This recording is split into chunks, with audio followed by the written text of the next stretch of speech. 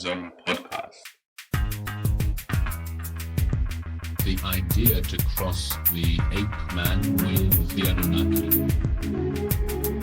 Slaves, work animals created for one person to unburden the gods. Hello everyone and welcome to yet another live episode of the Discomfort-Zone podcast. As always, it's a pleasure to be here, and I apologize for not being able to make it to last week's episode. I'm afraid I was a bit unwell. I was all set up and ready to go, and then suddenly came over me. So I was a bit upset and disappointed because it was a good one. But the week has passed.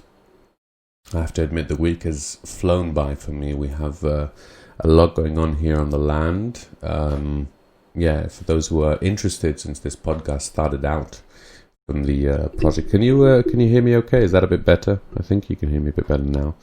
Let me know if the audio is okay and you can hear everything.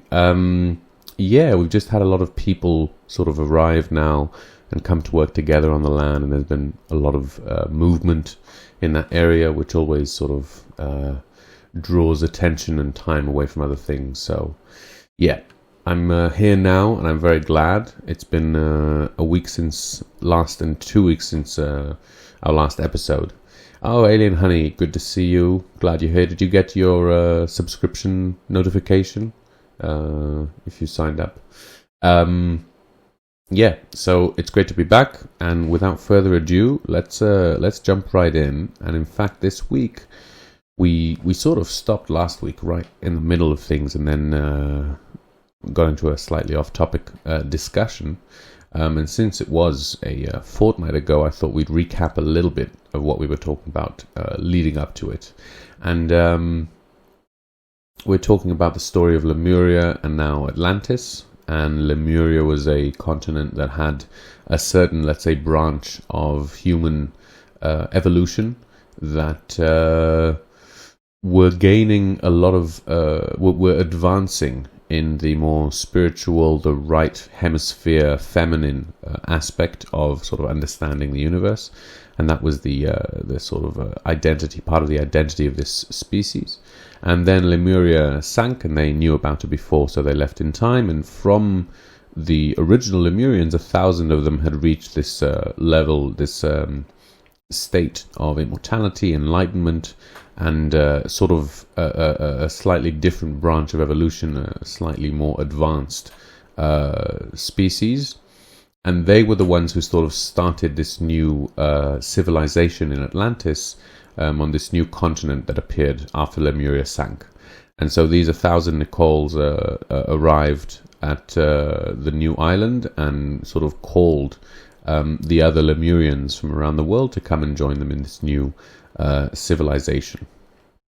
So, Gabriel, good to see you as well. Archangel. Why is there a Y before? Is that a new name? Anyway, it's wonderful to have you here as always. I haven't seen you in a while, I think. So more or less, we just described a little bit of the founding, the establishing of the new civilization, and they were modeling it after the human brain with two hemispheres, two sides that were separated by a wall, and people who were in one side or the other weren't allowed, or just didn't cross over to the other side. And in the within this group, this actually, I'm not sure if I mentioned it, but this was going on for sort of thousands of years. This wasn't an overnight thing. We're just skipping ahead to the juicy parts. And indeed, there are some juicy ones coming up in this one, I assure you. So within those two hemispheres, there were three people who were chosen to function as the sort of corpus callosum, the part that connects the two hemispheres together, that communicates between them. And this was going on sort of one of the islands, and Atlantis was a chain of a multitude of different small islands of varying sizes. And within this island and the few neighboring islands, they had created the general shape, the geometric shape of the Tree of Life. I believe we mentioned this in last week, but in case we didn't, we'll if you don't remember, we spoke about the Tree of Life. It's one of the four sacred shapes that we sort of mentioned It's one that's attributed to the Jews, or more commonly known as part of the Kabbalah, but it's actually a part of sacred geometry in general, and therefore part of the universal language of sacred geometry.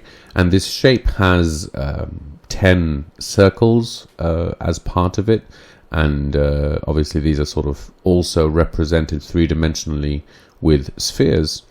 And there's debate about an 11th hidden one, but we won't go into any of that. These are the 10 spheros. If you might have heard the English translation, or not translation, but transcription of the Hebrew name. And sphirot are both sort of the root of a spiral and of a sphere. You can see that spherical root in the word, and it also means numbering and counting. To count, the verb to count in Hebrew is lispo. Sphira is counting. So it has a lot of these meanings, and there's the whole implication as you go through the different circles, as going through different levels. But all of that is things that sort of came later. The origin of this whole shape was before any of that, meaning just the geometric shape that we might recognize, the two-dimensional shape. And it was on this model that that Atlantis based its civilization, the structure, the physical structure of the islands and the buildings and the way that they lived. And now this work that they were doing was not just a physical building of a structure in the third dimension, but they were actually doing very complex work in other dimensions, which Drunvalo doesn't elaborate as to how exactly or even why really they were doing this. But the point that he finds important is that they were using sort of vortices, 10 vortexes, and they created these vortexes to sort of have a place, a source of energy for the Lemurians, who are now Atlanteans, to come and move in.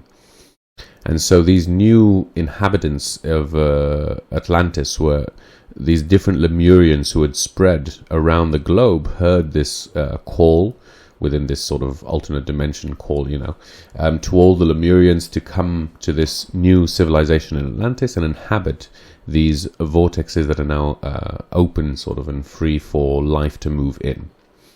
And so that's the situation. And within these there were my apologies, there were 12 vortexes, and 2 of them were not filled by the Lemurians.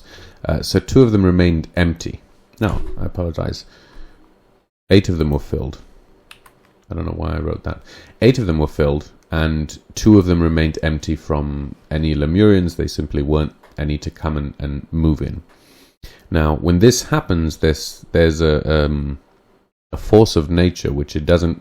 Vacuums aren't allowed to really exist. There's a force always driving to fill any vacuums. The force of life, and we see this both, in extreme conditions on Earth, in the depths of the ocean, or in sunless caves, or in extreme heats. There's always a striving of life to fill any vacuum that is created. And so into these 2 remaining vortexes, there were 2 alien races or extraterrestrial races that actually inhabited them. Now, as they came, and the way that Drunvalo describes it, the Lemurians were making these vortexes to inhabit Atlantis, but it seems that they didn't have a full, understanding or awareness, or perhaps they did, of what could happen with this. And so these 2 races had a certain effect on the evolutionary timeline, and we're going to talk about this a little more later. But for now, the first race that he mentions is actually what he calls the Hebrews. Now, if you remember, the term Hebrew specifically, as opposed to Jewish, is a term that we mentioned with Sitchin, referring to the Sumerian culture. Oh, Gecko, good to see you. Great of you to join. You're just in time. We've recapped, and we're continuing with the story of Atlantis this week. a pleasure to have you here. And of course, as always, if you have any questions, feel free to ask in chat.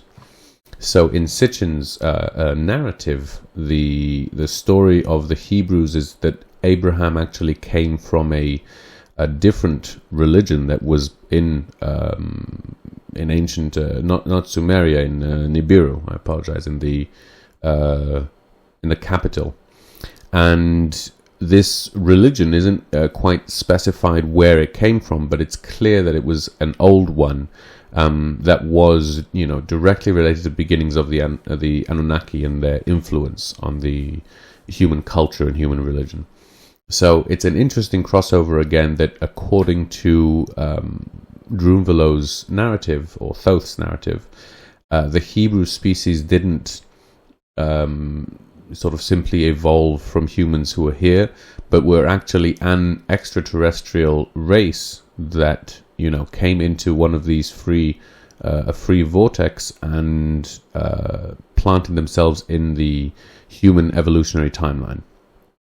Now, according to Drunvalo, he keeps reiterating this point, which is important, that all of these things that happen, and in general, this is the idea that we spoke about, it all happens for a reason. It's all part of a grand motion that's taking place, a much larger scheme of things that often remains hidden until later, but in good time you see hidden purposes. And so this addition of the Hebrews to the timeline was a sort of dual purpose function, according to Drunvalo, where the Hebrews apparently were somewhat sort of held back from their next step in their evolutionary, in their spiritual evolution, and instead of advancing to the next level as they were sort of supposed to, they had to go back and redo the same, whatever you want to call it, dimensional, level in their spiritual evolution. So they were somewhat advanced in comparison to, they sort of had to resit the same year in Drunvalo's metaphor. So when they joined our evolutionary timeline, they could teach us a lot of things that we hadn't discovered yet, because we were a younger species, and we were helping them to see things in a different way. Apparently, the Hebrews were a much more left hemisphere, male-oriented, logical people. And it's important to stress, as Drunvalo does, that these were considered, a very benevolent race, and they really were in an attempt to help and aid the humans as they could. Revised Sociology, great to see you and join us. Thank you very much for being here. And Darsico, welcome. So that was the first race that joined Lemuria from outside of Earth, and the other race is really the one that we're going to talk about more deeply. Although Drunvalo mentions the Hebrews a few more times, the other race that joined was actually a race of Martians. And the story of the Martians, or beings that came from the planet Mars, begins many millennia ago, millions of years before, when Mars was a thriving planet, according to Drunvalo, and had an atmosphere and life on it. And within this life, there was something that was attempted. And this is a sort of big part of the way Drunvalo describes this larger scheme of life and what's going on here. So, in his words, what happened on Mars, was that life attempted to do an experiment, and in life, or in this reality that we call, life, that we call the universe, there are no rules in terms of things you're not allowed to do or you can't do. There are physical rules, but there are no sort of moral rules in that sense. And the reason for that is that life isn't it's a game. It really is an experiment to attempt to develop and discover new and novel things and ways for the creator to experience itself. This is all according to Drunvalo. So when we think about it in that way, we see that there's an ability to take that experiment in any direction you choose. And there's a specific experiment that was attempted, according to Drunvalo, 4 times in history. And this was an attempt to sever the connection between ourselves, beings, and the Creator. An attempt to disconnect ourselves from the source. And this is an experiment that has always failed catastrophically, as we could, if we accept the worldview in general, then we can imagine. But nevertheless, it's one that seems to keep enticing. And I think, in my mind, and when I heard this for the first time, when I was reading it for the first time, I immediately obviously thought of our generation and our modern times and the way we think about the world and act in it, not on a personal basis, but definitely as a species. We seem to have completely forgotten our connection to nature as being one of survival. If we choose the other terms, we can call it many things, but really part of it on a very physical level would be the source of our life, the thing that has birthed us, the thing that continues to sustain us, is life on Earth, is nature. And the waters that we drink, the air that we breathe, all of these things are interconnected and part of one web of life. And we're doing massive amounts of work to harm that same web. So this is the kind of disconnection that we can sort of perceive on a spiritual level and an evolutionary level of a species. Deciding to attempt this experiment to disconnect itself from the source in a way very similar to how we see to gain something of the other side, something of a left brain centered way of thinking. In our case, obviously, resource based, rape and pillage the earth and torture it to give up its secrets. This whole orientation of viewing the source of our life and the thing that sustains us as some kind of enemy that needs to be conquered means that you view it as a prize to be won as well, or resources to be plundered. So that view is what pushes different species to go down this path of attempting to get more out of it. If you find gold, then why not just mine all of the gold that you can find over there? What reason would there be to leave some of it, for the gods or for the spirits or whatever used to be the case in history? And so this view of thinking, which was logical, left brain, male, language oriented, non-emotional, was what led the Martians to a war-striven society and many calamities and really a path towards self-destruction. But on this path towards self-destruction, they advanced tremendously within their left brain technology. They were very, very advanced, more advanced than we are today. And as part of their discoveries, they dabbled in a few things, and one of them, is something that I'd like to take a moment to talk about, because it's a bit of a big subject that we haven't really touched upon.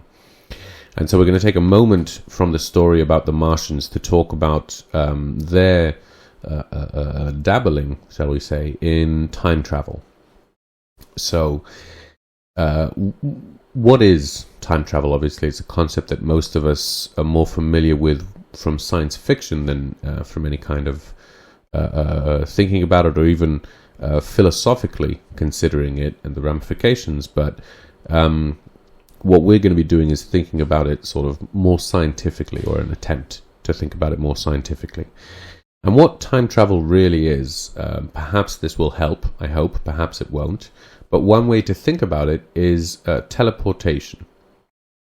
And so when we think about, for those who don't know what teleportation is, it's the sort of ability, the superpower, to disappear from one point, one place, and reappear in another.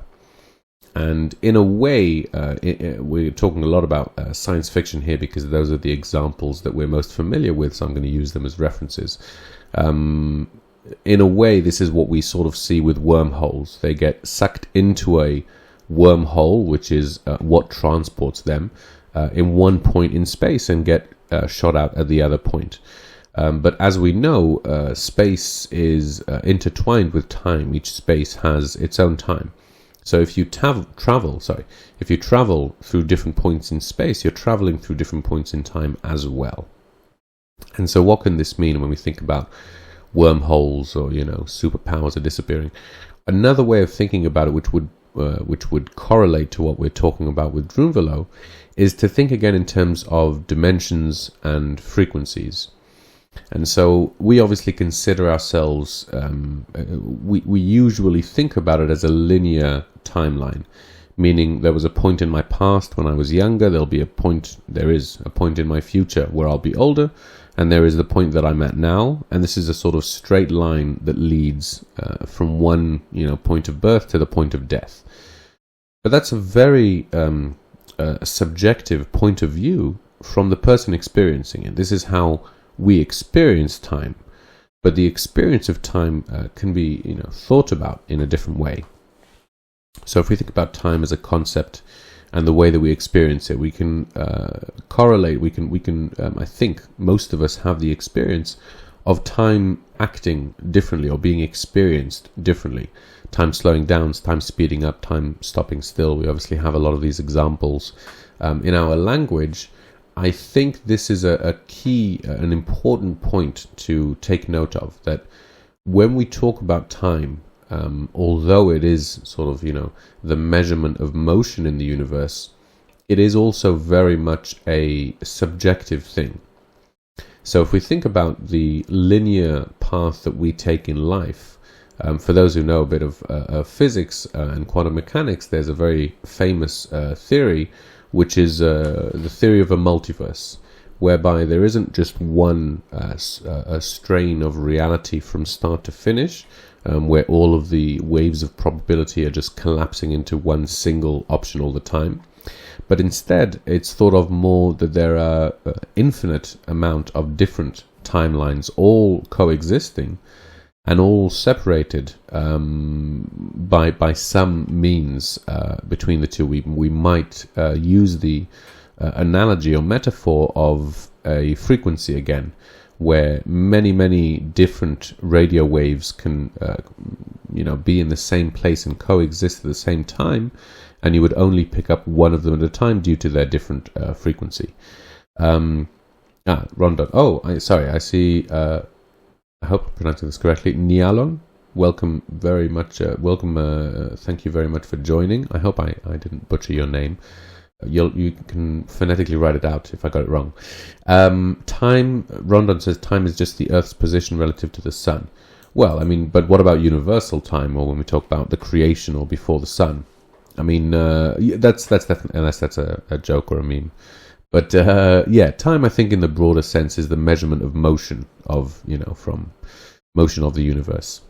So when we think about the multiverse and we think about this option, we suddenly can imagine if some of us are aware of the sort of paradoxes that happen when we consider about time travel, like going back and killing your grandfather, or all of these different scenarios. They suddenly get a very different take when we talk about a multiverse, because the act of arriving in a new, timeline is actually sort of creating a new universe, or tapping into a completely separate timeline from the one you were. So, there's no connection in that sense between them. There's no ramifications. You sort of exist in this sort of bubble. So these are all thoughts that are very, very theoretical, obviously, and not really connected to any, I think, experience that most of us can relate to. But what it can relate maybe to some experiences that we've talked about is something like an out-of-body experience. And so when we consider the out-of-body experience as the part of our being, whatever you want to call that part, a more ethereal part of ourself than the physical body, leaves the physical body, or leaves the place that the physical body is in, and travels to a different place without the physical body.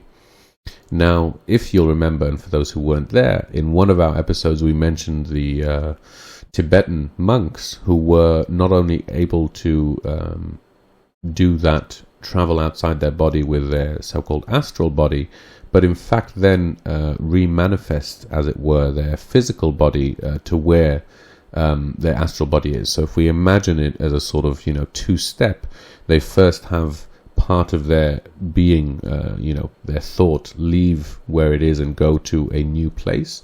And then instead of, going back to where their body is, rematerializing, in their words, their body where they are now. Now, this is obviously crazy thought to consider, but this is a form of teleportation, and it is a form of time travel. And again, these are very, very far out subjects. I'm going into all of this just because I do think it bears a very strong impact on what Drunvalo says, and I hope I'm helping to clear some of it up, because it gets pretty wacky. So another thing that we actually talked about was the books by Anastasia, which not by her, sorry, but about her. And in them she mentions a very important concept, which was a rather new concept to me. I hadn't really considered before, which is the speed of thought. And in her culture where they are, we would call them right hemisphere, and definitely more advanced, evolutionarily speaking. The factor of speed of thought is a very important factor, and it points to capabilities. The faster you can think, the more you're capable to do. And this relates very much to astral projection, leaving the body with your physical body with your astral body. This is part of our thought, the part of ourselves that thinks, leaving the body, using a certain amount or a certain type of energy to do so. So all of these things are sort of very much connected with this concept of the astral body and its connection to the physical body and its relationship to it. So when we talk about time travel, I'm going to try and steer us away from the DeLorean and the scientific methods that we've come to know about, sort of increasing energy or all of these different methods and speed, but actually turning it more towards the sort of spiritual science, which is using the human ethereal body, which is already vibrating at a different frequency, and using it as a vehicle. And I specifically mentioned this because if you remember at the beginning of this series, we spoke about the Merkaba as this vehicle that is part of our being, that is activated through this meditation, that allows us not only to travel through space-time, but also defends us against certain harmful frequencies. And this is the important part. This is part of the understanding of time travel and the uses of it. So, okay, if you have any questions or if you'd like me to elaborate on anything, make sure you write them anywhere, or if you're listening, then you can let me know. But for now, we're going to go back to the story, and we're going to continue with it a little bit further, because this is really the point that we get to with the story of Mars. As we mentioned, they were developing new technologies and very advanced in their left brain technology.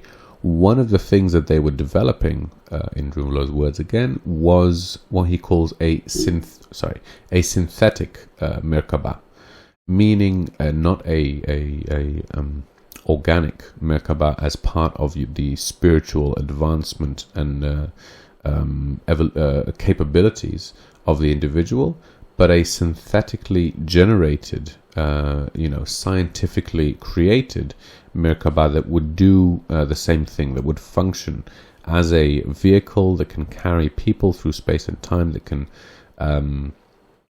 protect those people from the external forces, but done completely synthetically. Now, this is a pretty big topic as well, and we're going to be coming back to it later, and Drunvalo comes back to it later as well. as well as the whole idea of time travel. But for now, the important thing to understand, or the difference, the major problem obviously, is that the synthetic Merkaba is much more volatile, much less stable. An organic Merkaba, because it's generated due to all the different parts working together, it's sort of tied into the person's consciousness, and without that stability, it simply doesn't happen. That's why we also need the meditation to activate it. That's why since it's been sort of deactivated, it's hard for it to spontaneously occur, because it's in some way it's tying together many different elements of the person. And once all those elements are activated, functioning, healthy, balanced, then when the Merkaba appears, it itself is also stable, and therefore it's not dangerous. The problem with a synthetic Merkaba, where you generate the synthetic conditions that you witness with machines, this concept in general is one that should be known to us, and we can imagine for ourselves in our days. When we come to synthetically create, whether it's a medicine or fertilizer or energy, as soon as we're synthetically creating it, we are losing something of it, that organic part of it, that part that is makes up this whole process and ties it in to this whole web of life that's surrounding it. Once that part is severed, you lose a certain quality, in exchange for obviously being able to generate much more, to control many more parts of it. Obviously there are benefits that you gain, but the element that you lose in that process seems to be one that's a little harder to put your finger on. But in the case of the Merkaba, it leads to an instability. And obviously we can see that in the cases that we mentioned, it leads to imbalances and eventually that same instability. Whereas when you have an organic system that's self-regulating, whether it's a Merkaba, whether it's a garden, when you have a synthetically infused system, it has to be monitored perfectly, and it's much more likely to be unstable. So this is the big problem, and we come back to it again, and the reason that this is important. But for now, you know what? Actually, I will mention one more thing for those who are listening and interested. The event that I'm talking about happened, obviously, many years ago. But there was an experiment that was done, which Drunvalo mentions and which we'll go into further detail, called the Philadelphia experiment. The reason I mention this is that if you are interested or skeptical, on the other side, about time travel and the story behind it, then I would encourage you to research this experiment, the Philadelphia experiment in 1947, if I'm not very much mistaken. I'll just mention that from the research that appears to be on the web, whether it's debunked or you believe it or not, is that the US military was dabbling in this teleportation, and it attempted to teleport an ocean liner, a massive ship, an army ship. And apparently, as it is, we'll get into it more later because Drunvalo talks about it a lot. But just to recapture the gist of it for those who've never heard of it, the story says that the ship, they were able to make it disappear, and it turned up 3 weeks later, a few hundred miles away. And the crew members and those who sort of were there, who had survived, couldn't really remember anything that happened. But it's a pretty crazy story. So if you're into that kind of thing, go check it out. The Philadelphia experiment. It's very interesting. We will touch on it later because it does bear more importance with our narrative and with the story later on. But for now, let's carry on just a little bit. Oh, Crimson Clad, great of you to join us. Thank you for being here as well. Right. So after the Martians created this synthetic Merkaba on Mars, that's when stuff really started to go a little haywire, and they sort of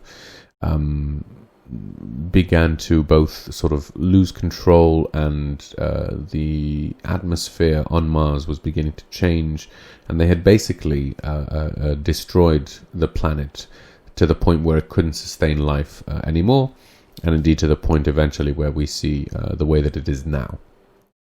And at that point, it's interesting to note that this is sort of a theme that's very, very, I don't know if it's sort of common, but something that appears quite a lot about like destroying your home planet, but we never really consider, since Earth is the only one that we see with life today, and all of these planets around us seem completely dead, but we never think how fragile the Earth's atmosphere really is, and obviously all life depends on that atmosphere, and it's an interesting concept to think of different alien, extraterrestrial races going through an evolutionary path that leads to the destruction of the atmosphere, and eventually to their own demise. Just an interesting point. But in any case, on Mars there was a group of Martians who saw what was happening and recognized this, and they used their technology, and this is in Drunvalo's words again, to sort of look around, both in terms of space and in terms of time, and they eventually landed upon this empty vortex that was sort of waiting with no occupants, this vacuum that calls life to it.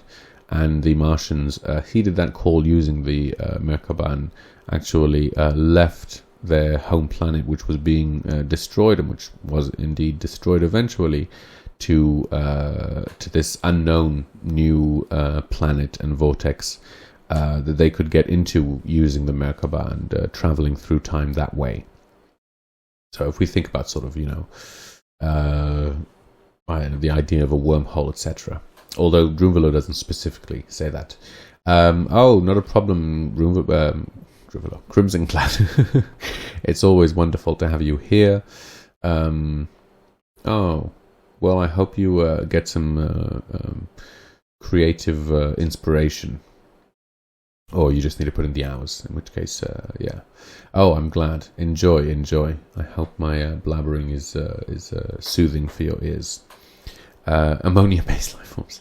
It's interesting. The idea of life forms that aren't based on organic elements either. There's a lot of mention, as we spoke with the Syrians who arrived weren't organic-based sort of life forms, according to Drunvalo. But for us, this was a really crucial point on our spiritual and evolutionary timeline, because the Martians who joined Atlantis and through the vortex had a very big impact on the human beings, on the Atlanteans that were around them, and really on the human evolutionary timeline in general. And there's a lot that we're going to be getting into. I'll see how much we get into just in this episode, but we're going to carry on next week as well. Oh, nice. Some ancient Romans and Egyptians. Oh, very cool. Share what you have. Why don't you upload a picture to chat if you want? I'd be interested to see.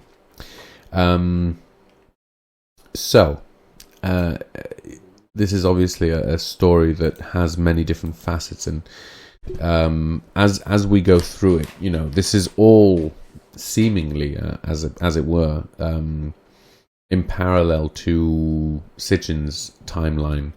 In fact, this was sort of, according to Drunvalo and the way that he mentions it, if we're talking about 300,000 years ago or 260,000 years ago, the beginning of Lemuria, and then 70,000 years, the creation of man, and 70,000 years after that, the beginning of Lemuria, and then 70,000 years after that, Atlantis. Oh, sorry about that. So about 70,000 years ago, was the beginning of Atlantis, and then there were thousands of years of creating the brain and calling the Lemurians and creating the vortices, and eventually the Hebrews who joined, and then the Martians as well. And this was, he doesn't say exactly, but it was around 30 or 40,000 years ago. So in terms of the Sitchin timeline, if we think about it, this was a time that was definitely spoken about with the Anunnaki. This was before the flood, so this was the first implementation of the cities. So if we're not actually going to get into it very much, because this is the whole subject matter of the third series. So if you're interested, stay tuned for that, because there we're going to be marrying these two separate timelines and seeing how they fit together and how they influenced each other.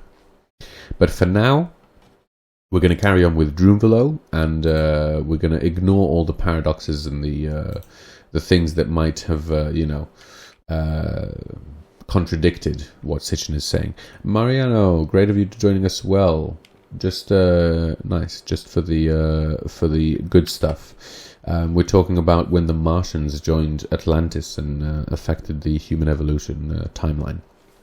So, when they arrived, as we mentioned last week, if you remember, the species on Lemuria, and therefore the Lemurians who came to Atlantis, were feminine in their nature, were right hemisphere oriented, and this was sort of an identity of a civilization.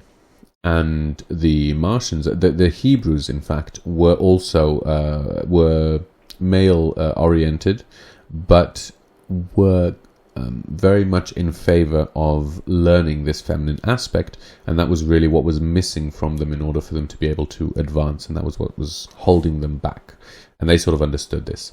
However, with the Martians came as also a left hemisphere male oriented species, but they weren't interested, or were very, very disconnected with little emotion, and had great animosity towards the old Lemurians. So we're going to be talking about these two groups, so maybe I'll just take a moment to re-emphasize that these are the Lemurians who were from Lemuria, who started this new civilization in Atlantis.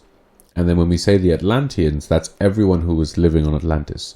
So that's the Lemurians, that's the Martians, that's the Hebrews.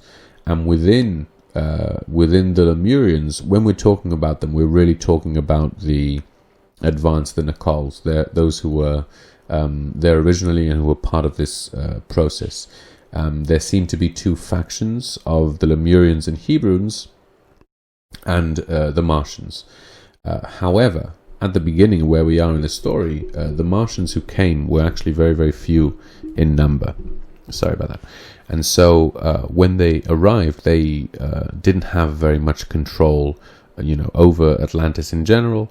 And so they sort of accepted the situation, that it wasn't agreed, to the terms and to this feminine way of being. However, as time progressed, these Martians continued their work from Mars, which was this left brain, scientific technology that they were developing. And as they were developing it, they were coming out with all of these sort of inventions, and they were, sharing them with the other Atlanteans.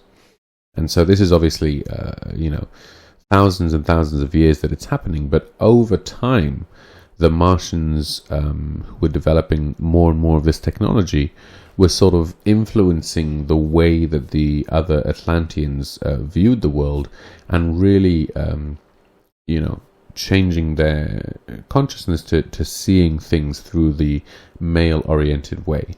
And in this way, they were really influencing the sort of the demographics of Atlantis in general, and shifting the power from the feminine to the male oriented thinking. And what Drunvalo mentions here, he doesn't say specifically, but what he's talking about, for me, sounds very much like the implementation of the patriarchy.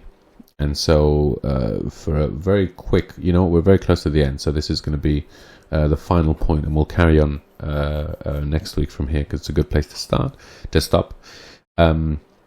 Terence McKenna is another thinker that we've mentioned, spoke about this transition from a matriarchal society to a patriarchal society as a very important part in our human evolution, in our history. And this is obviously a point that the scientists agree upon that happened.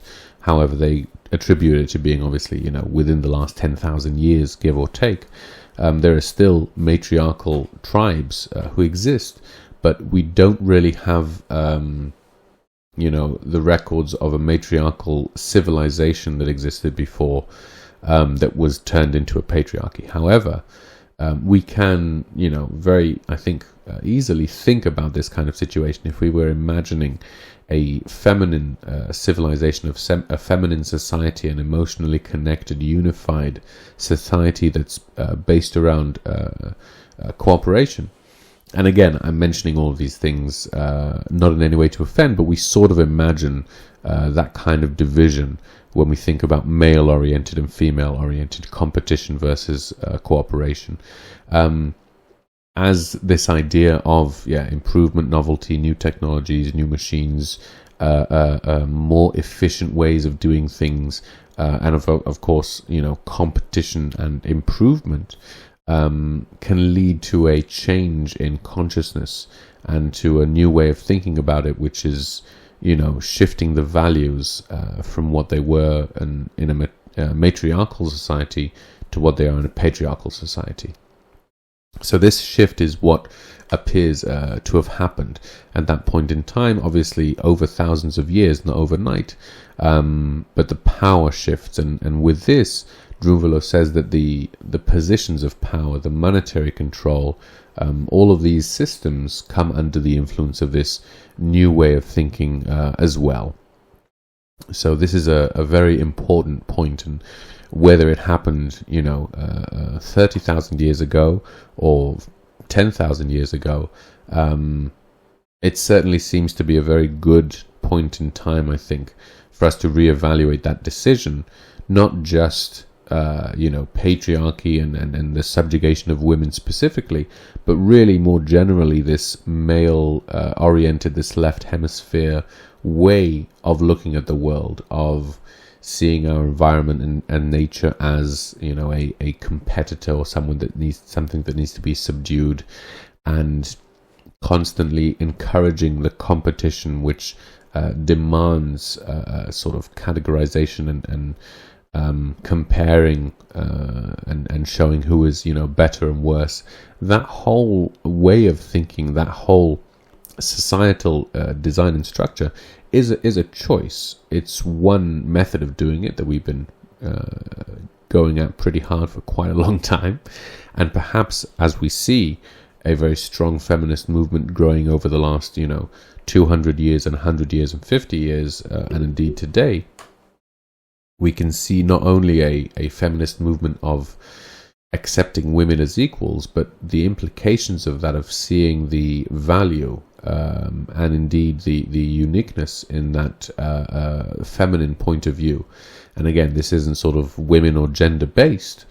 This is very much thought oriented in the sense, we can think of a good example in the workplace where sometimes what you get is, in an attempt to sort of balance it, companies will hire a woman, but that woman is very much expected to, in some way, quote unquote, behave like a man, behave like the other men, invariably, keep the status quo, and that means behave like a white male.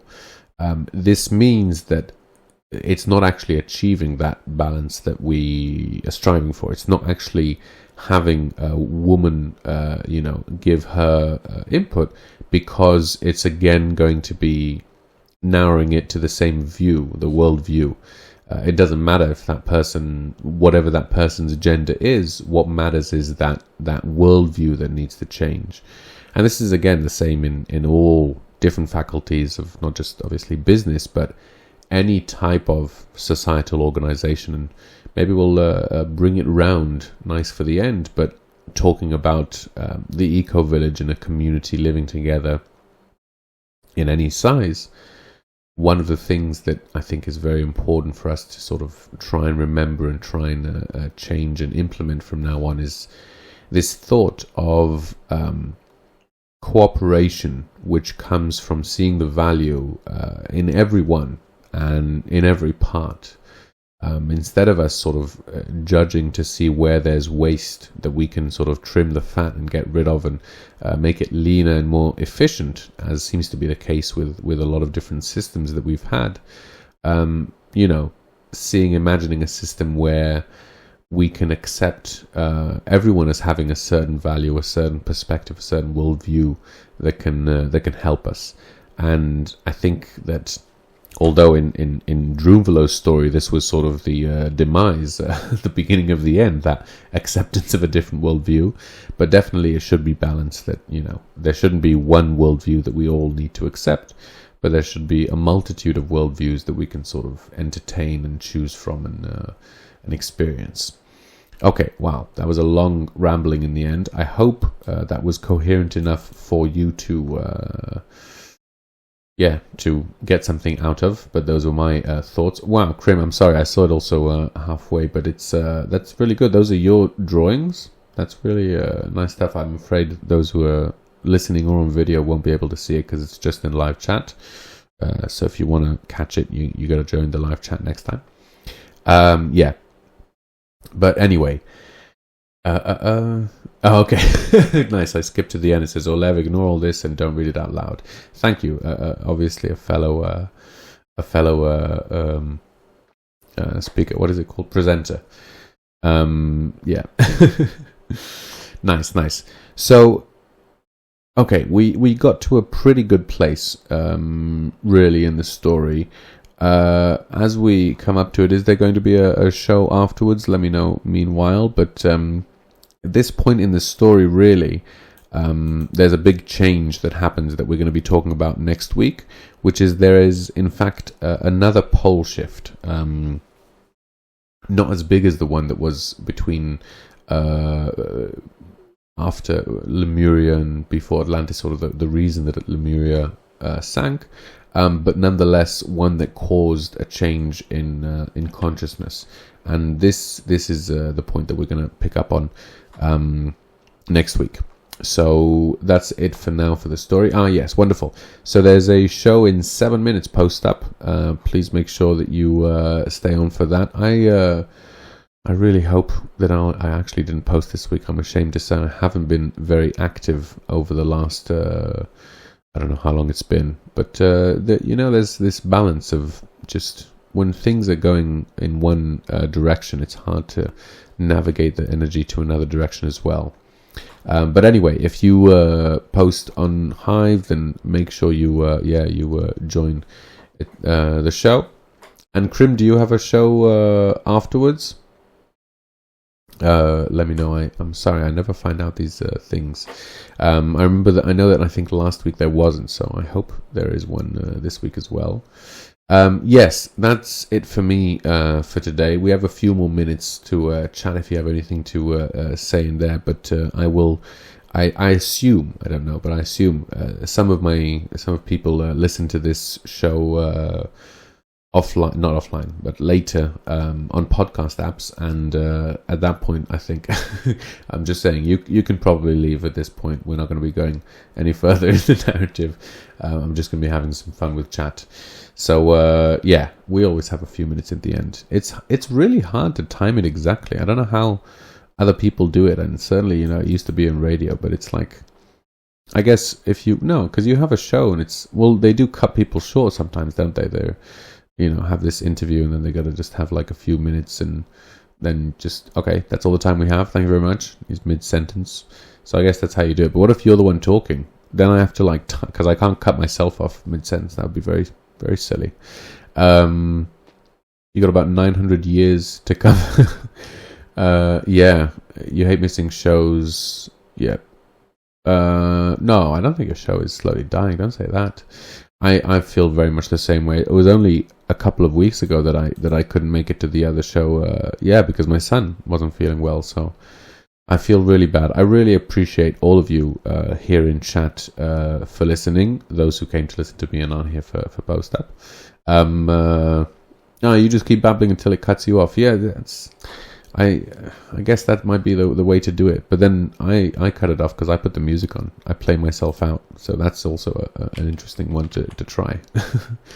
But yeah, it's like I have, the next subject on the agenda is going to be like the big conflict that comes between the two species. And it's kind of a big deal. We can't really just dabble in it in the last 5 minutes. So so what about you, chat? Why don't you tell me a little bit about your views on time travel, because I'm interested. I'll be honest with you, I actually when I was sort of planning the episode in general, I wasn't sure if I would put it in, because it's sort of a side subject, and although it's a big one in the book and we'll be touching on it more, it's still a very big subject to try and cover, especially in sort of part of the show as well. So I don't know. Let me know if you think it was a bit all over the place, or if you got something out of it.